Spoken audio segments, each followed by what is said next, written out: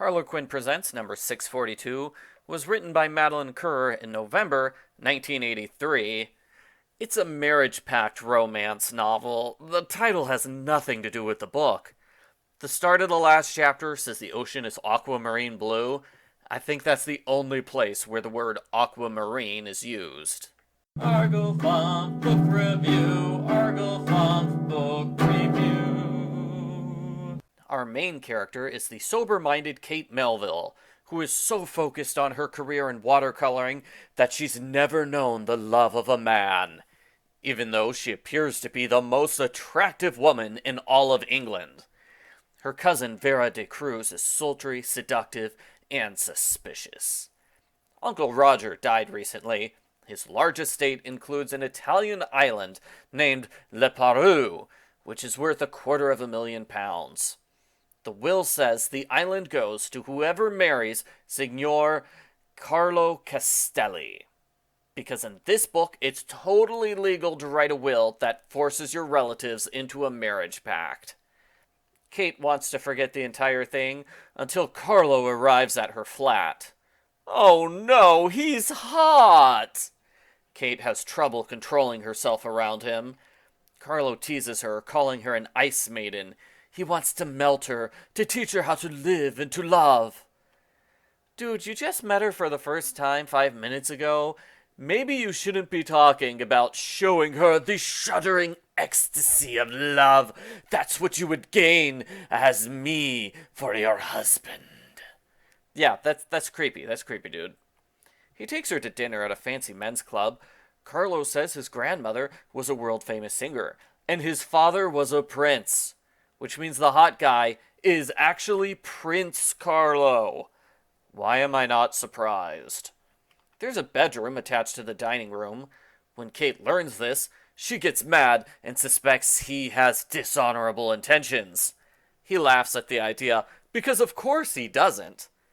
Then he takes her sailing on the river so they can make out with each other.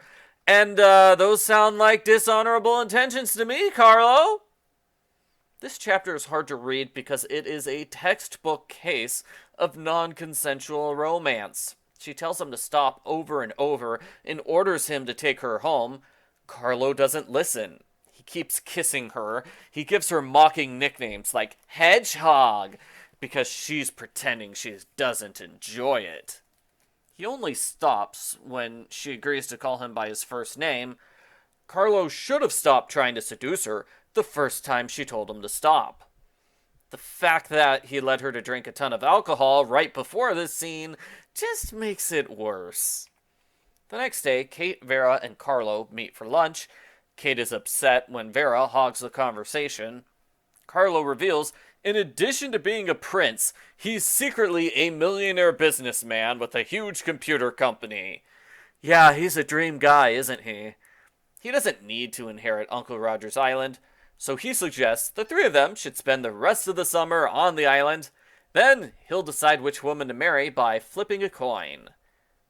Carlo, if you don't care which woman you'll marry, why wait 3 months? Just do the coin flip now. Get it over with. Kate doesn't want to go to the island. And shut up, Kate. We all know you're going. Kate's friends try to convince her to go, but she doesn't decide until Vera gets pushy about it. Kate arrives on the island, which is so gorgeous. It's paradise, but it's not as gorgeous as Carlo in a skimpy swimming suit. They explore the island, and Vera starts a fight. She accuses Kate of trying to seduce Carlo. The love triangle goes nowhere because Vera disappears for the rest of the book. 80 pages, we don't see her again. Kate gets a haircut, and she realizes she's in love with Carlo. He's so spirited. But she's too afraid to confess her feelings. I don't know why. There's absolutely no chance he would reject her. Kate and Carlo go to the far side of the island, which has caves and mountains. They swim in their underwear. Things get pretty hot and heavy between the two of them. This time, she begs him to stop kissing her because she can't resist him. He doesn't stop, and adult content follows. Before things get too far, they're interrupted by a wild storm.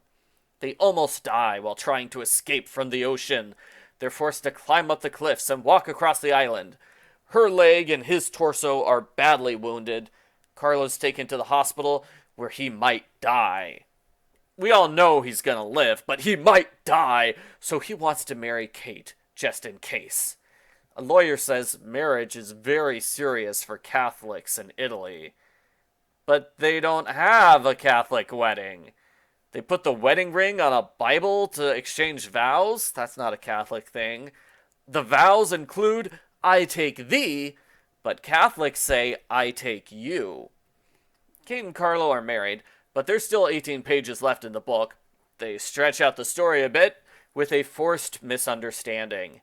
Carlo tells Kate not to visit him in the hospital, and she's so upset because it means he doesn't love her. Oh no! He never wants to see me again. To no one's surprise, it's revealed Carlo does love Kate. It's also revealed the entire book was a setup by Uncle Roger. He wanted them to get married all along. He only included the Carlo can marry Vera instead provision as a bluff.